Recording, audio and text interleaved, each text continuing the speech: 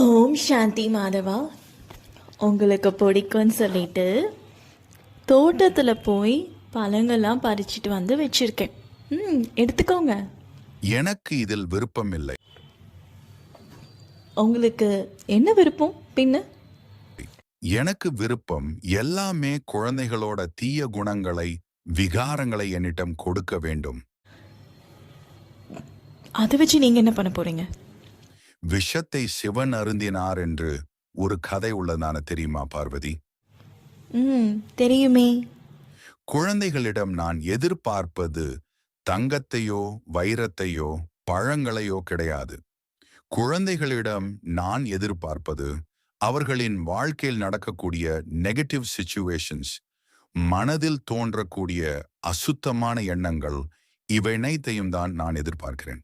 யாராவது உங்களை மிகவும் காயப்படுத்தினாலோ அல்லது நீங்கள் யாரையாவது காயப்படுத்தினாலோ அந்த மாதிரியான விஷயங்களை தான் இந்த தட்டில் வைக்கணும். எடுத்துக்கொண்டு வந்து பார்க்கலாம். ஓகே, இந்தாங்க. காமம், கோபம், பற்று, பேராசை, அகங்காரம். இப்ப எடுத்துக்கோங்க மகாதேவா. இதைத்தான் நான் எதிர்பார்க்கிறேன். இது அனைவராலும் கொடுக்க முடியும் என்று நினைக்கின்றாயா? கிடையவே கிடையாது. கோடியிலும் ஒரு சிலர், அவர்களிலும் வெகு சிலர் தான் இதை என்னிடம் கொடுக்கிறார்கள். அவர்களைத்தான் பார்வதி நான் 8 மணி மாலை மற்றும் 108 மணி மாலை ஆக்குகிறேன். இந்த ரகசியம் அனைவருக்கும் தெரியாது. இந்த ரகசியத்தை புரிஞ்சு கொண்டால் அவங்க சாதாரணமான ஆள் கிடையாது குழந்தை. பார்க்குறவங்க எல்லாருமே பெரிய ஆளுங்க தான் பாபா, மறந்துடாதீங்க.